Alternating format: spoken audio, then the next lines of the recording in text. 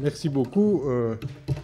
Je tiens à dire que je ne suis pas biologiste et donc je n'ai pas eu la chance d'avoir cette formation, mais je me suis intéressé à la biologie et en partie sous l'influence d'Alain, puisque c'était à la suite de la lecture de son introduction, de sa traduction de Darcy Thompson, que j'avais rejoint un groupe de modélisation mathématique du vivant, et je l'en remercie d'ailleurs, et je remercie donc Alain et Pierre Corvol de l'invitation qui m'a été faite de parler devant vous en cette occasion de célébration de Claude Bernard.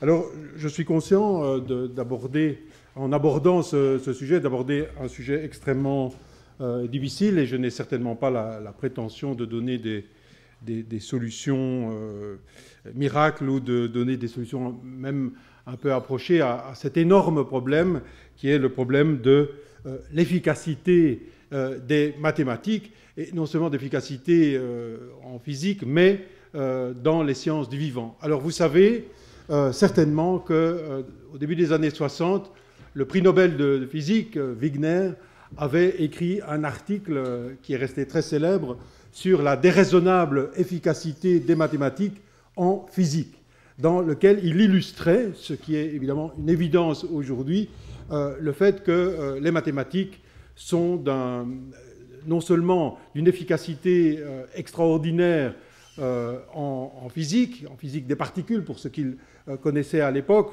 précision qui va jusqu'à la 12e décimale exacte, mais constitue aussi un langage constitutif du discours du physicien. C'est-à-dire qu'il n'existe plus aujourd'hui un seul concept de la physique qui ne soit en même temps un concept mathématique. Dès que vous dites force, vous pensez à vecteur, vous pensez au champ électromagnétique, vous avez directement un tenseur antisymétrique, vous dites électron, vous avez un spineur, etc.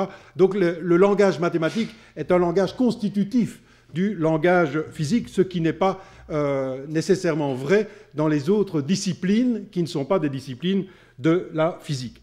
Maintenant, le même Wigner, qui s'émerveillait de l'efficacité déraisonnable des mathématiques dans la physique, faisait remarquer aussi que pour lui, il n'y avait pas d'explication rationnelle à cette efficacité, et il terminait sur quelque chose qui est peu satisfaisant d'une manière rationnelle, en disant que c'était « a wonderful gift » et qui ne nécessitait pas d'une certaine manière une explication rationnelle. Or ça, d'une certaine manière, on pourrait le critiquer, car de fait, la raison peut et doit continuer à chercher les raisons profondes de l'efficacité des mathématiques en physique, et peut-être de certaines limites à l'efficacité dans d'autres disciplines, si limites il y a. Mais c'est le même Wigner qui faisait remarquer qu'en physique, de fait, nous avons des lois extrêmement efficaces, en un sens que je vais définir bientôt, mais en même temps, il y a des choses que nous devons fournir à la physique, par exemple les conditions initiales d'un phénomène ou les conditions aux frontières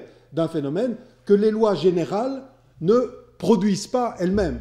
Et c'était d'ailleurs quelque chose qui avait intrigué Einstein, qui aurait voulu une théorie supercausale, si vous voulez, tellement puissante qu'elle pourrait à la fois, évidemment, donner les lois générales de l'univers, mais aussi prescrire la valeur des paramètres de la théorie, et dans le fond aussi peut-être répondre à la question pourquoi les conditions initiales de l'univers sont ce qu'elles sont et pas autre chose. Donc, en fait, en physique, nous avons une déraisonnable efficacité grâce à des lois très générales, etc. Mais c'est vrai que dans le modèle standard, on reste sur des choses qui ne sont pas entièrement expliquées au niveau de la valeur des paramètres et aussi sur la fixation des conditions initiales ou des conditions aux frontières, ce qui sera d'ailleurs un problème qu'on va retrouver dans les sciences du vivant ou dans d'autres sciences non physiques. Alors, on a parlé d'efficacité déraisonnable en physique, et maintenant on pourrait parler d'une progressive efficacité, peut-être déraisonnable, dans les sciences du vivant, même si un certain nombre de grands mathématiciens ont pu émettre des réserves. Et par exemple, Gelfand, un très grand mathématicien, avait dit, vous voyez l'inefficacité déraisonnable des mathématiques dans certains champs, par exemple de la biologie. Bon, alors ce constat, il était basé sur le fait qu'un certain nombre de physiciens ou de mathématiciens faisaient remarquer que, bien sûr, la biologie repose entièrement sur des éléments physico-chimiques et donc sur les lois de la physico-chimie, mais la biologie, c'est aussi l'évolution, c'est le caractère historique, ce sont toute une série d'accidents, de fluctuations qui déterminent des bifurcations et qui elles-mêmes ne sont peut-être pas entièrement jusqu'à présent explicables dans les détails par des lois générales. Mais ce constat un peu critique est, dans le fond, relativisé par ce que je pourrais appeler une invasion extraordinaire des méthodes mathématiques dans la biologie depuis une vingtaine d'années. C'est extrêmement intéressant d'aller voir ce qu'étaient les mathématiques en biologie il y a 30 ou 40 ans, et ça se limitait en gros à des méthodes statistiques élémentaires et à l'utilisation de systèmes dynamiques en écologie, Volterra, Lotka, etc. Mais bon nombre de biologistes n'utilisaient absolument pas des outils sophistiqués des mathématiques. Aujourd'hui, dans énormément de domaines de la biologie, et ce n'est pas exhaustif, parce que vous ne trouvez pas, par exemple, là, l'utilisation de la transformée de radon en imagerie médicale, vous ne trouvez pas l'utilisation de la géométrie différentielle pour caractériser la géométrie du cœur, des formes géométriques du cœur dans son évolution. Vous ne trouvez pas l'analyse en composantes principales de la statistique. On pourrait en trouver énormément plus. Véritable invasion des mathématiques, efficace en un certain sens dans les sciences du vivant. La question qui va se poser, c'est que où doit-on situer, comment doit-on situer cette efficacité? Alors, un certain nombre de personnes, il y a déjà un certain nombre d'années, avaient fait un constat pessimiste, disant essentiellement qu'on ne dispose pas assez de données suffisantes pour construire de bons modèles, que la simulation est basée sur des approximations trop draconiennes, et qu'à la limite, on devrait, et c'est une constatation faite dans le domaine de l'écologie mathématique, et ces auteurs terminaient cet article en disant que lorsque les systèmes complexes entrent en jeu, la langue appropriée est l'anglais et non pas les mathématiques. Alors là-dedans, évidemment aujourd'hui on dirait ce n'est pas vrai, il reste que le problème du rapport à la langue naturelle reste un problème intéressant dans l'explication de la biologie, j'y reviendrai. Mais ce constat pessimiste, d'une certaine manière, est dépassé, la question est dépassée par cette invasion des méthodes mathématiques en biologie. La question est de savoir est-ce qu'on doit basculer dans un constat totalement optimiste et penser à une efficacité déraisonnable du même type que celui de la physique. Alors ce qui est intéressant aujourd'hui, c'est que de plus en plus de personnes pensent l'efficacité des mathématiques, pas seulement à un niveau de prédiction empirique, mais comme les mathématiques comme un outil producteur de nouvelles idées, stimulateur de nouveaux protocoles d'expérience, etc. Et pour situer un petit peu le problème, je voudrais être plus précis d'un point de vue épistémologique. Parce que quand on dit les mathématiques réussissent en physique, extraordinairement, ou réussissent ou ne réussissent pas dans les sciences de la vie, dans les sciences humaines comme l'économie, la finance, la sociologie, etc., que veut-on dire?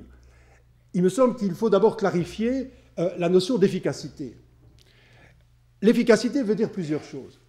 Ça peut vouloir dire la capacité descriptive. On peut décrire un système par des mathématiques. Mais vous savez qu'une fois qu'un système est un minimum, on pourrait dire, stable et structuré, on peut toujours en faire une description mathématique. Décrire n'est pas expliquer. Vous pouvez très bien décrire, donner une description purement formelle, sans principe explicatif. Et l'efficacité veut dire non seulement la description, mais aussi la possibilité d'une prédiction ou d'une rétrodiction en ce qui concerne des événements du passé dont on ne connaissait pas bien, disons, les raisons de l'existence, etc. Capacité à prédire ou à rétrodire. Mais la capacité à prédire ne va pas toujours avec une capacité explicative, ni même avec une vérité empirique. C'est le fameux problème des épicycles grecs ou de l'analyse dimensionnelle en mécanique des fluides. Vous pouvez très bien, sur base d'arguments dimensionnels, parvenir à prédire un certain nombre de choses à partir de modèles qui ne sont absolument pas descriptifs en profondeur ou même explicatifs. Bon, le problème des épicycles grecs, vous le connaissez, on peut prédire dans les limites de l'observation visuelle la position de certains astres sur base d'un modèle qui est complètement faux et qui est celui des épicycles grecs. Prédire n'est pas nécessairement expliquer. Hein. Prédire n'est pas nécessairement comprendre en profondeur.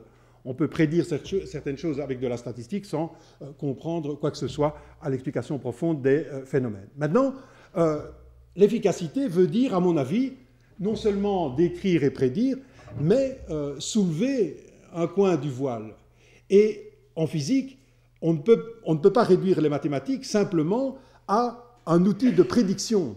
Évidemment, il y a eu une tendance en philosophie des sciences, et si vous vous rappelez Duhem ou le conventionnalisme d'un point carré, l'idée était chez Duhem de réduire les mathématiques à un outil qui sauve les phénomènes, qui reproduit les données empiriques. Mais il est clair qu'un modèle mathématique satisfaisant ne fait pas que sauver les phénomènes, so sein der Phenomena. Non, en réalité, un modèle efficace est le modèle qui dit quelque chose de la structure profonde des phénomènes. Je prends un exemple. En théorie de jauge en physique, on se pose la question de la description des interactions fondamentales. Eh bien, pourquoi y a-t-il donc des forces dans la nature? Eh bien, les théories de jauge, théories mathématiques basées sur la géométrie différentielle, ce n'est pas seulement une espèce de boîte noire qui vous donnerait les résultats des expériences au CERN, mais c'est une structure qui lève le voile sur la raison de l'existence des forces. Et le formalisme montre, par la géométrie différentielle, que si des interactions apparaissent, c'est parce qu'il y a des symétries locales dans la nature. Donc, en disant symétrie locale, on explicare, on enlève le voile, on déplie les choses et on voit une structure. De la même façon qu'en biologie, on pourrait dire, on n'aura pas d'efficacité si les mathématiques ne nous disent pas quelque chose de la structure intime, pourrait-on dire, du phénomène vivant.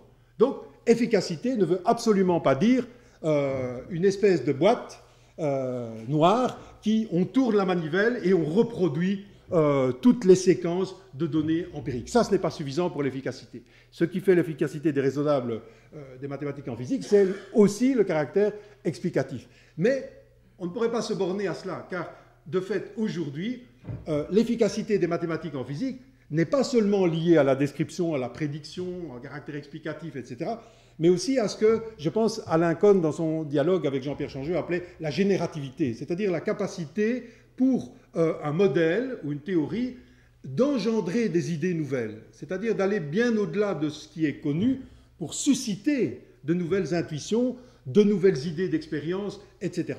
Et on pourrait dire que l'efficacité, si elle existe, des mathématiques en physique ou dans d'autres disciplines, ça doit être lié à ces caractéristiques-là. On pourrait dire que l'efficacité réelle des mathématiques sera atteinte si, pas seulement si, mais au moins si, conditions nécessaires, les théories mathématiques peuvent décrire correctement, peuvent prédire ou rétrodire, peuvent montrer quelque chose de la structure et de l'existence du phénomène, caractère explicatif, et susciter de nouvelles idées. Un exemple de générativité aujourd'hui, c'est toutes les mathématiques, disons, en théorie fondamentale, théorie des cordes, qui suscitent de nouvelles idées en mathématiques, qui elles-mêmes suscitent de nouvelles idées en physique. Alors, est-ce qu'on a ceci en biologie? Et remarquez qu'en mettant le doigt sur qu'est-ce que c'est que le caractère efficace des mathématiques dans une discipline, on pourra aussi mettre le doigt sur les raisons de l'inefficacité à certains moments des modèles mathématiques. Car on sait bien que la prédiction à long terme des cours de la bourse n'est pas atteinte aujourd'hui, et on peut se demander si elle le sera à partir simplement d'un modèle général. A-t-on un modèle efficace, une représentation mathématique efficace de l'acteur humain individuel? Vous voyez, là, on voit que les mathématiques sont peu efficaces ou pas efficaces de la même façon. La question est de savoir pourquoi. Vous voyez, pourquoi? Ça demande une analyse. Bien entendu, ici, je ne pourrais que donner quelques pistes de réflexion et ouvrir à un débat, mais certainement pas à clore le sujet, car ça reste une des questions les plus difficiles de la philosophie des sciences, bien entendu, parce que ça repose sur la compréhension de la nature de ce que sont les mathématiques. Que sont les mathématiques? Or, il faut bien avouer que si nous interrogeons des philosophes des mathématiques ou des mathématiciens, peu sont d'accord sur la nature exacte de l'activité mathématique. Vous pouvez aller d'un pythagorisme qui irait de pair avec l'idée que la mathématique est la structure ou l'essence profonde du monde, hein, la vieille idée présocratique des pythagoriciens. Le monde est constitué par les structures mathématiques, et ça va de pair avec l'idée d'un grand livre. La nature serait un grand livre dont on lirait les caractères, mais stoikéon, le mot grec utilisé pour caractère, est dans le Timée le mot qui va de pair avec les solides, les solides du théétète, c'est-à-dire on reconstruit l'univers à partir de caractères qui sont des polyèdres réguliers. Vision qui avait d'ailleurs enchanté Heisenberg à la fin de sa vie, qui disait finalement le monde est fait ultimement de géométrie, un peu comme le monde dans le Timée de Platon est fait de ces solides réguliers, de ces 4 des 5 solides platoniciens. Mais on peut aller de là, et alors dans le fond, les mathématiques seront efficaces parce qu'elles reflètent quelque chose de la structure intime du monde. Bon. Maintenant, si vous optez pour d'autres philosophies des mathématiques, vous n'avez plus nécessairement la même facilité à expliquer l'efficacité des mathématiques. Car si, de fait, comme dans un platonisme, un certain platonisme, les mathématiques seraient constituées en un monde indépendant du monde empirique ou du monde de l'esprit humain, alors le problème est de savoir comment se fait-il alors que les mathématiques collent aussi bien à la réalité empirique. Maintenant, si vous optez pour un idéalisme kantien, bien entendu, comme tout phénomène est structuré dans l'espace et dans le temps, hein, puisque tout phénomène est constitué par, dans ces deux formes a priori de la sensibilité que sont l'espace et le temps, eh bien, le phénomène, naturellement, est à la fois géométrisé et géométrisable et arithmétisable, si vous voulez. Bon, on pourrait continuer, c'est évidemment extrêmement compliqué, et toutes les philosophies ne sont pas là. Husserl, par exemple, manque à la liste, mais on pourrait aller d'une position qui donne une origine aux mathématiques dans le monde empirique, c'est l'empirisme d'un Fourier, c'est l'empirisme aussi d'Aristote, qui dit que les mathématiques sont extraites, ce sont des formes abstraites qu'on extrait de la nature, et on pourrait aller jusqu'à une position disant non, les mathématiques, c'est le produit d'une activité mentale dont les racines poussent très loin, et c'est les beaux travaux de Stanislas Dehaene, et dans le dialogue Jean-Pierre Changeux à Lacan, Jean-Pierre Changeux défend l'inscription profonde des capacités mathématiques dans les capacités du cerveau. Mais que retenir de cela? Le philosophe, si vous voulez, ça m'a toujours frappé, le philosophe est comme perdu devant tout ce panorama. Faut-il choisir? Je pense personnellement, mais je n'engage que moi, que toutes ces philosophies reflètent quelque chose de juste de l'expérience mathématique. Il y a de fait dans les mathématiques quelque chose qui est lié à une description du monde empirique, l'origine de la géométrie, etc. Il y a quelque chose qui est indépendant du sujet humain. Il y a quelque chose qui est lié au fonctionnement de l'esprit humain. Et il y a aussi quelque chose qui est lié à la structure du langage. Adamar disait, et je vous engage à lire ce beau livre, l'essai de l'invention, essai sur la psychologie de l'invention mathématique. C'est un magnifique livre qu'Adamar a lu après avoir interrogé des éminents collègues mathématiciens, dans lequel il montre le rôle de l'intuition, le rôle de ce monde imaginatif, projectif, si vous voulez, de la pensée, dans la constitution des mathématiques. Mais Adamar disait, les mathématiques, ce n'est pas un langage, c'est une pensée sûre de son langage. On pourrait dire que c'est l'interaction entre la pensée, le monde et le langage qui fait le propre des mathématiques. Et ce n'est pas pour rien que dans toutes ces philosophies-là, les mathématiques font appel à une altérité empirique, en partie, et donc à la perception, pour une part, font référence à un langage. Le mathématicien écrit dans un langage qui est formalisé, et ça c'est quasi formalisé, ça c'est le propre du langage mathématique, mais en retour le langage rétroagit sur la pensée, et le langage lui-même devient un objet de réflexion du mathématicien, dans la théorie des catégories, par exemple, etc. Et donc, la nature des mathématiques est une nature extrêmement complexe à saisir, et ce n'est pas étonnant qu'on ait cette diffraction en tant de philosophie qui reflète chacune quelque chose d'important. Et loin de moi l'idée de réduire les mathématiques à une seule de ces philosophies, car elles disent quelque chose de profond sur l'activité mathématique.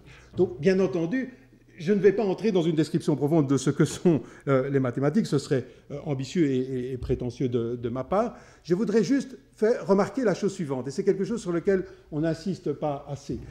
Les mathématiques, comme ensemble de langages formalisés, soutenus par le langage naturel et la pensée humaine. Mais ces langages formalisés ont une caractéristique que l'on pourrait épingler. C'est la capacité des langages mathématiques à représenter des structures cohérentes, des systèmes, c'est-à-dire un ensemble de relations entre objets conceptuels, donc la capacité de décrire des systèmes de concepts et les traduire dans un langage, et qui ont des propriétés que vous avez là, donc la capacité de décrire des systèmes cohérents, doués de certains invariants. Or, c'est souvent cela qui caractérise des mathématiques profondes. Les mathématiques profondes sont souvent des mathématiques qui sont riches en invariants. Donc, les mathématiques peuvent, dans leur langage formalisé, décrire des systèmes de relations, d'opérations, et caractériser les invariants propres à ces transformations ou à ces opérations. Or, d'une certaine manière, et ça dit peut-être quelque chose de l'efficacité des mathématiques, or, la description de tout élément de réalité nécessite au minimum la donnée d'une structure cohérente, d'une cohérence, si vous voulez, et la donnée d'invariants caractéristiques. Donc, si je veux décrire une des bouteilles qui se trouve devant vous, la donnée, ceci sera pris pour un élément de réalité si d'abord il y a une idée qui correspond à cela. C'est-à-dire si je peux donner un concept, c'est-à-dire un ensemble d'éléments qui correspondent, qui sont unifiés pour répondre à la définition de la bouteille. Mais ce n'est pas suffisant. La donnée d'un élément de réalité nécessite la donnée d'au minimum un invariant. Pourquoi je crois à la réalité de cette bouteille-là? Parce que quand je tourne autour de cette bouteille-là, tout change, mais quelque chose se maintient dans le changement. C'est ça l'idée d'invariance, et par-delà, en physique, l'idée d'une symétrie. C'est l'idée de quelque chose qui ne change pas alors que les changements de repères sont pratiqués. Donc, pour donner un élément de réalité, il faut d'une certaine manière donner une idée, donner l'unité conceptuelle, si vous voulez, une structure, un système. Il faut donner des invariants, et la réalité se donne aussi dans la capacité d'interaction. Or, ces caractéristiques-là, les mathématiques les décrivent formellement assez bien.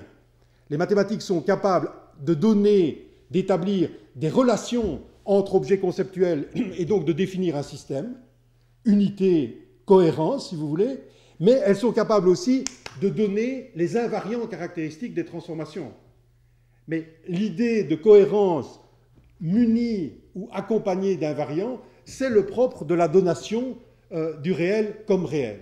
Si je tourne autour de cette bouteille, et ici c'est une bouteille, là c'est la tour Eiffel, et là c'est un kangourou, vous me direz, vous êtes un philosophe, c'est pour ça, c'est une hallucination ou je ne sais quoi, ce n'est pas une réalité. Il n'y a pas d'élément de réalité sans invariant. Or, c'est la caractéristique des langages mathématiques assez riches de définir des structures riches en invariants. Et les structures riches en invariants sont potentiellement efficaces. Et d'ailleurs, si vous regardez les formalismes en physique qui réussissent le mieux à décrire la réalité fondamentale, ce sont des outils mathématiques riches en invariants. On peut revenir là-dessus dans la discussion. La question est maintenant rebondie de savoir, est-ce qu'on peut trouver des descriptions de la réalité biologique qui pourraient être aussi, disons, qui réussissent aussi bien qu'en physique, c'est-à-dire capables de décrire des éléments de la réalité biologique en épinglant le caractère proprement biologique de cette réalité. Bien. Alors, avant de poser la question rapidement, en donnant quelques détails, je voudrais suivre quelques conseils justement de Claude Bernard. Et à ce moment-là, et je pense qu'à ce niveau-là, Claude Bernard, par son attention aux données empiriques, mais par ce qu'on pourrait appeler un certain optimisme théorique, est extrêmement intéressant. Alors, je vais m'effacer devant Claude Bernard en lisant ce petit passage dans lequel Claude Bernard dit « Cette application des mathématiques aux phénomènes naturels est le but de toute science, parce que l'expression de la loi des phénomènes doit toujours être mathématique. Il faudrait pour cela que les données soumises au calcul fussent des résultats de faits suffisamment analysés, de manière à être sûr qu'on connaît complètement les conditions des phénomènes entre lesquels on veut établir une équation. Or, je pense que les tentatives de ce genre sont prématurées. Donc, à la fois, c'est le but de toute science, qui vise un horizon de mathématisation complète, pourrait-on dire, mais les tentatives sont prématurées. Dans la plupart des phénomènes de la vie, précisément parce que ces phénomènes sont tellement complexes qu'à côté de quelques-unes de leurs conditions que nous connaissons, nous devons non seulement supposer, mais être certains qu'il en existe une foule d'autres qui nous sont encore absolument inconnues. Je crois que la voie la plus utile à suivre pour la physiologie et pour la médecine est de chercher à découvrir des faits nouveaux au lieu d'essayer de réduire en équation ceux que la science possède. Alors c'est intéressant parce qu'il y a à la fois une volonté de donner un horizon, l'horizon ultime serait de mathématiser, mais en même temps une attention, disons, précise, scrupuleuse aux données qui, dans le fond, à son époque, comme peut-être encore aujourd'hui, ne sont pas encore suffisamment précises que pour permettre une mise en équation totale. Et Claude Bernard insiste, ce n'est point que je condamne l'application mathématique dans les phénomènes biologiques, car c'est pour elle seule que dans la suite la science se constituera. Seulement j'ai la conviction que l'équation générale est impossible pour le moment. Et ça mérite d'être posé. Faut-il d'ailleurs poser en termes d'équation générale, c'est-à-dire de loi, ou bien faut-il penser la mathématisation en termes d'appréhension des systèmes complexes, mais ce qui ne veut pas dire nécessairement une équation générale, des lois générales, mais la prise en compte de multi-agents à multi-échelle en interaction. Et on trouve déjà dans ce texte de Claude Bernard une tension qui polarise aujourd'hui des réflexions sur la mathématisation de la biologie. Doit-on aller vers des lois générales mathématiques qui, dans le fond, pointeraient du doigt l'essence du vivant, à la manière dont les équations de la relativité générale pointent du doigt quelque chose d'essentiel dans la nature de la gravitation, ou doit-on plutôt aller dans le sens d'une compréhension de systèmes complexes qui sont compréhensibles mathématiquement, mais qui ne nécessitent peut-être pas une équation unique. Parce que justement, le vivant est hétérogène, le vivant est complexe, le vivant ne se réduit peut-être pas à un seul concept et n'est pas épuisé par une seule équation fondamentale. D'ailleurs, on peut se demander aujourd'hui si en physique, nous ne disposons pas non plus de l'unique équation fondamentale de la théorie du tout. Peut-être que nous la trouverons, mais on ne l'a pas encore aujourd'hui. Alors, ce que j'apprécie chez Claude Bernard, c'est d'une certaine manière, et je crois que la leçon vaut pour aujourd'hui, son conseil vaut pour aujourd'hui, c'est cette prudence, mais en même temps cet optimisme. Alors, j'ai remis ici quelque chose sur les statistiques. Il est clair que Claude Bernard était bien conscient de l'usage que l'on peut faire de descriptions purement mathématiques, mais qui n'ont aucun sens au niveau de la biologie. Des moyennes mal faites, on sait que ça peut conduire à tout et n'importe quoi. C'est d'ailleurs ce que dit Claude Bernard.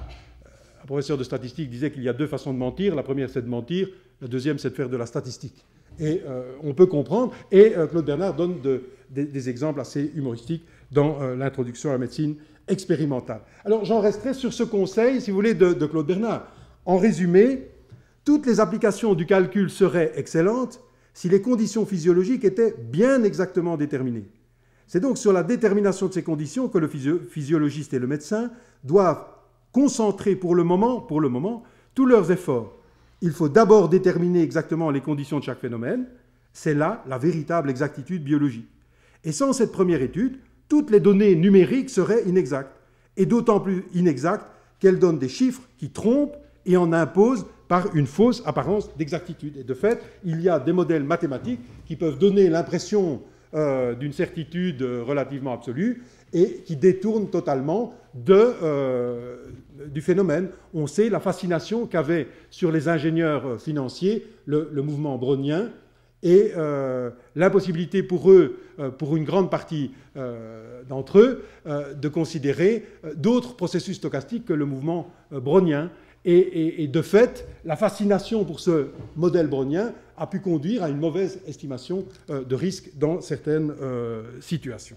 Alors, je voudrais résumer, si vous voulez, ce que peut être aujourd'hui un certain nombre de débats sur les liens entre biologie ou d'opinion sur les liens entre biologie et mathématiques. En gros, on peut distinguer trois positions. La première position, ce serait de dire oui, les mathématiques sont efficaces en biologie, mais elles ne le sont que lorsqu'on identifie un système biologique à un système physique. En gros, les mathématiques ne réussiraient en biologie ou dans d'autres sciences que parce qu'on est tombé ou on a extrait un système qui a un analogue physique parfait. Alors, il y a quelque chose dans la biologie qui pourrait très bien ne pas être mathématisé, mais tout ce qui est mathématisé l'est parce que le système biologique s'identifie à un système physique.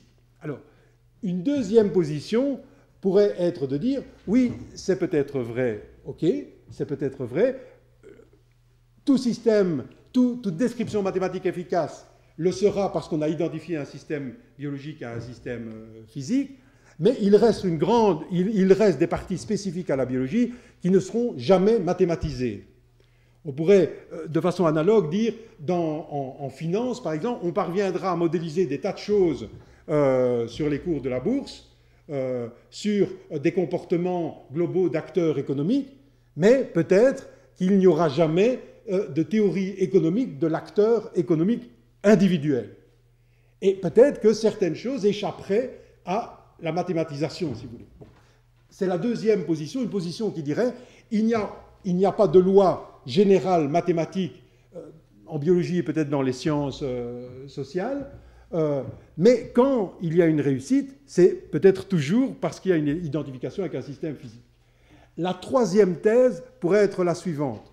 La troisième thèse pourrait être de dire rien ne résistera à la mathématisation, mais c'est un peu ce que dirait Claude Bernard, enfin, à l'horizon de la science, tout sera mathématisé, mais nous n'avons pas encore les outils conceptuels adéquats pour vraiment capter la structure intime du vivant.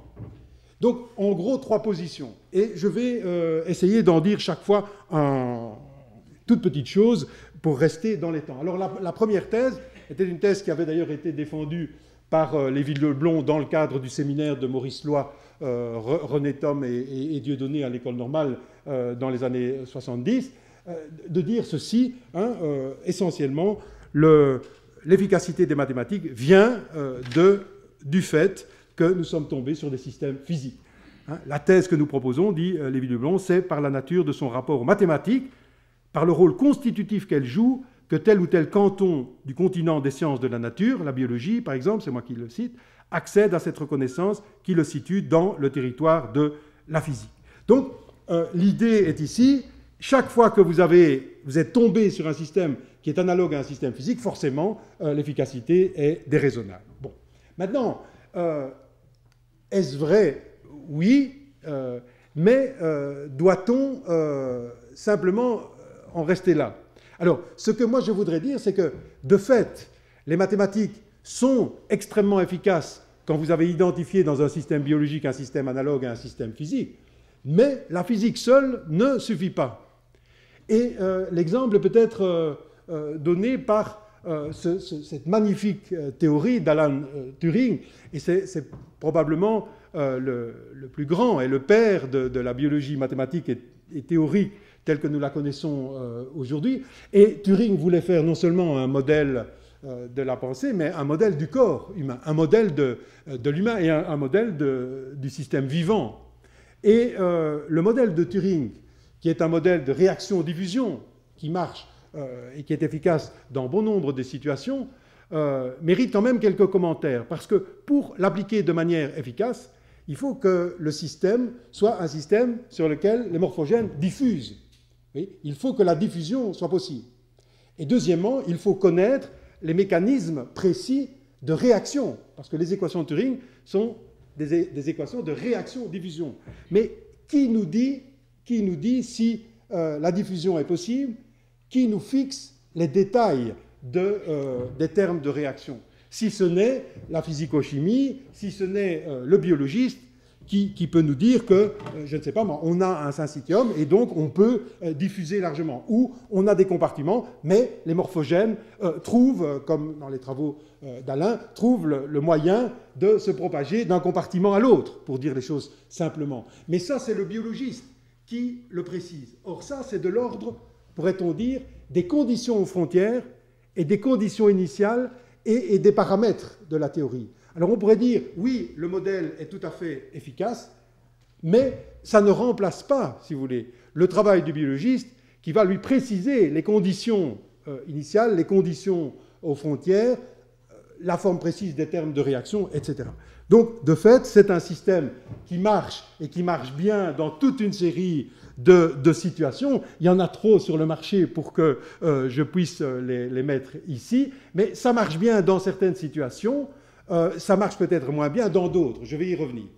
Alors, je voudrais simplement vous montrer quelque chose qui m'a toujours fasciné, parce que c'est un lien entre les mathématiques les plus profondes et la biologie. Et ça montre aussi les limites de la modélisation.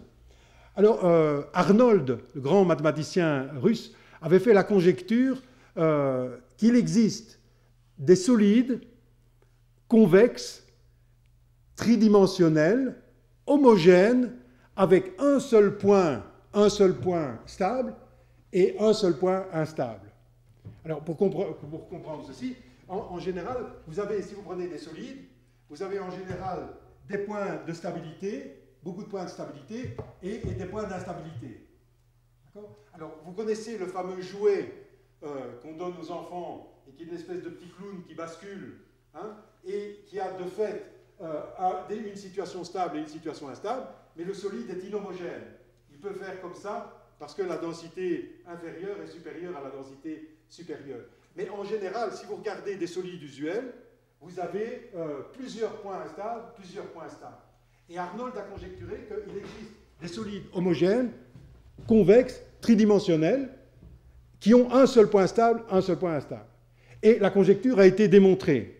Et deux mathématiciens hongrois, Várkonyi et de Moncoche, ont démontré la chose, ont illustré par de très beaux résultats, ont même construit ce solide. Et ils ont remarqué, ils ont fait des études pour savoir si on trouve ce genre de solide, ce genre de configuration dans la nature. Alors, ce genre de situation est extrêmement intéressante, parce que si vous n'avez qu'un point instable et un point stable, quand vous êtes dans une configuration instable, pensez à une pauvre tortue qui a les quatre pattes en l'air et qui doit se retourner. S'il y a un point instable, un seul et un point instable, un petit mouvement, hop, et vous basculez vers le point stable. Bon, alors, ce qu'ils ont remarqué, ils ont étudié, ils ont remarqué qu'on pouvait trouver une tortue, donc l'Indian Star Tortoise, qui approxime plus ou moins ce genre de forme. Mais ce qui est très intéressant, c'est effectivement, vous pouvez alors montrer qu'il est facile dans une telle configuration de vous remettre sur les pattes, mais il y a des tas de tortues qui vont tout à fait autrement, et dont la coquille n'est absolument pas ça. Ils ont montré, effectivement, vous avez des tortues avec des longs coups qui peuvent se remettre sur leurs pattes en jouant avec leurs coups ou en faisant autrement. Et ceci montre que ce qui est intéressant dans la biologie, vous pouvez décrire et donner de bonnes explications avec des modèles locaux pour des situations locales, mais ce sont en général des situations relativement peu généralisables. Donc ça, c'est un merveilleux travail. Je vous incite à aller lire ce beau travail et peut-être de jouer un jour avec ce genre d'objets que ces gens-là ont fabriqué. C'est merveilleux. C'est un modèle qui, pourrait-on dire, fonctionne localement. Mais le problème de la biologie, c'est que c'est un domaine dans lequel vous avez des tas de choses qui ne suivent pas des lois générales. Bon. Maintenant, est-ce que ça veut dire qu'on doit renoncer à la mathématisation? Non. Alors, il y a des tas d'exemples, et je ne vais pas entrer dans les détails parce que le temps coule, mais des tas d'exemples de mathématisation qui fonctionnent, mais qui sont toujours des modélisations locales et qui nécessitent toujours de l'information biologique pour qu'ils soient efficaces. Alors, je donne simplement ce petit exemple-là, c'est l'exemple de la fameuse relation sur le linking number, qui lit linking, twisting et rising, la fameuse règle de la topologie des ADN noués, qui ne fonctionne d'ailleurs qu'avec des ADN véritablement noués. Cette belle relation, dont l'origine se trouve dans des travaux de Gauss sur l'électromagnétisme, d'ailleurs, puisque le linking number a été défini pour la première fois par Gauss, eh bien, ce beau travail décrit quelque chose de la topologie, des situations topologiques.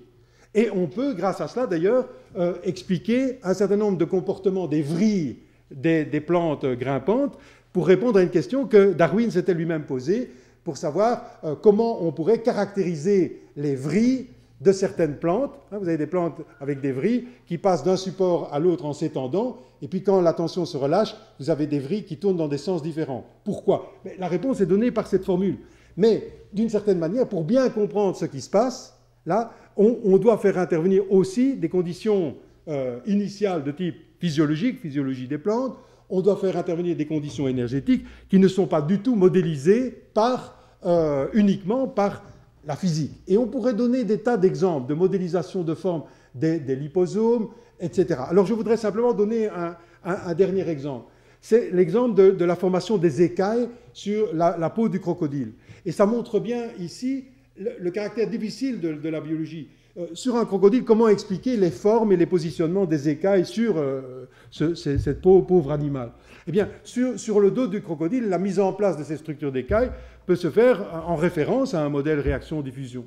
Mais sur la mâchoire du crocodile, ce n'est pas du tout le cas, et le positionnement et la forme des écailles est lié à un tout autre processus. Il est lié à un processus de cracking de la structure, dans une structure qui se développe relativement vite, avec une structure fortement kératinisée, qui d'une certaine manière se craquelle à la mesure, à la manière de la boue ou de la céramique.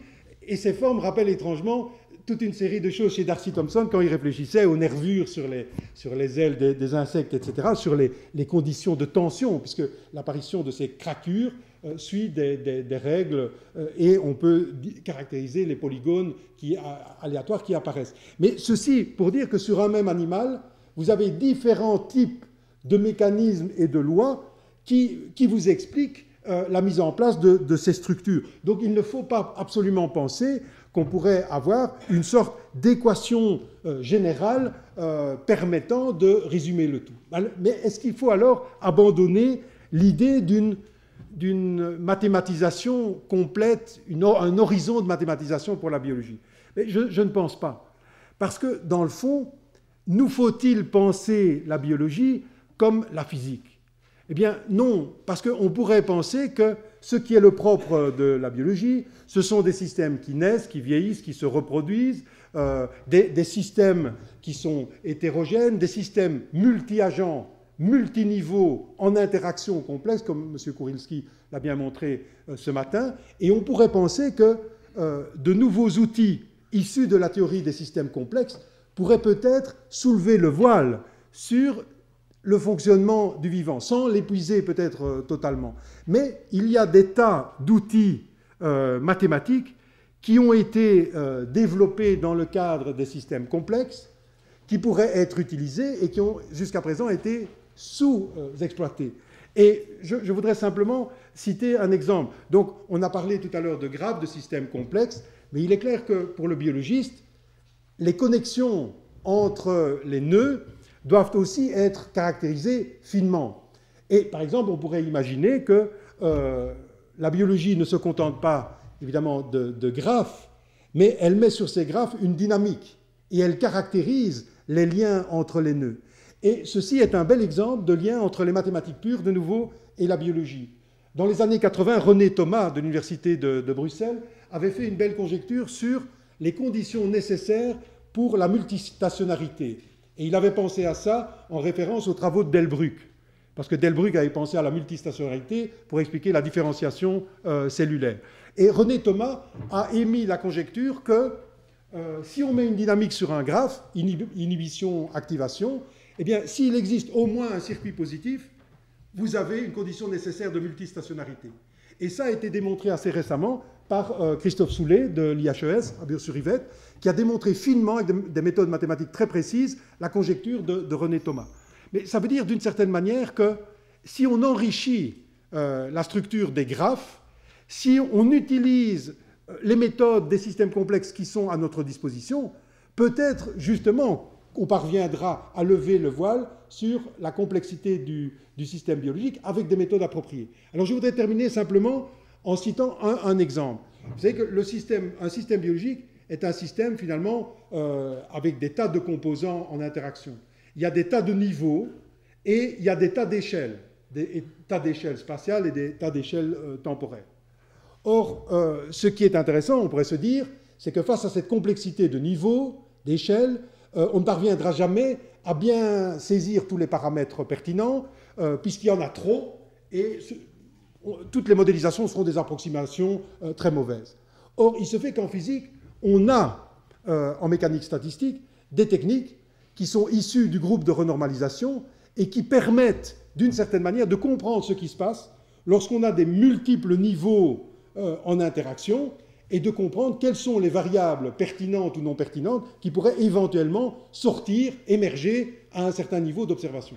Or, ces méthodes de renormalisation ont commencé à être utilisées par une série de biologistes théoriciens pour comprendre des phénomènes d'émergence. Dans les phénomènes d'émergence, certains paramètres deviennent non pertinents et certains paramètres émergent comme des paramètres en nombre éventuellement peu nombreux et deviennent des paramètres pertinents. Et, comme l'avait bien montré Annick Lehn, je crois à l'école normale, on passe d'une physique basée sur les lois à une physique qui n'est plus basée sur simplement une seule loi, mais des classes d'universalité de modèles caractérisées par des exposants critiques, par des paramètres critiques, etc. Et donc, ceci montre bien que dans les systèmes complexes, on aura aussi une transition épistémologique. Ce n'est plus nécessairement une description mathématique par des lois, mais peut-être par des classes d'universalité de modèles caractérisés par des exposants critiques, comme l'avait bien montré justement Annick Lehn dans un beau livre sur les invariances d'échelle. Donc aujourd'hui, pourrait-on dire, on n'a peut-être pas exploité toutes les méthodes à notre disposition pour bien saisir ces systèmes complexes. Et je terminerai par ce constat, par cette ouverture que faisait justement Henri Bergson dans son beau texte cité hier sur la philosophie de Claude Bernard, et qui va bien dans l'optimisme d'un Claude Bernard, qui disait ceci: « Nous ne dirons plus, dit Bergson, la nature est une et nous allons chercher parmi les idées que nous possédons déjà celle où nous pourrons l'insérer. Nous dirons, la nature est ce qu'elle est, et comme notre intelligence, qui fait partie de la nature, est moins vaste qu'elle, il est douteux qu'aucune de nos idées actuelles soit assez large pour l'embrasser. Travaillons donc, dit Bergson, travaillons donc à dilater notre pensée, forçons notre entendement, brisons s'il le faut nos cadres, mais ne prétendons pas rétrécir la réalité à la mesure de nos idées, alors que c'est à nos idées de se modeler agrandies sur la réalité. Voilà ce que nous dirons, voilà ce que nous tâcherons de faire, mais en avançant de plus en plus loin, dans la voie où nous commençons à marcher, nous devrons toujours nous rappeler que Claude Bernard a contribué à l'ouvrir. Et c'est sur cette annonce optimiste que je terminerai mon exposé. Je vous remercie.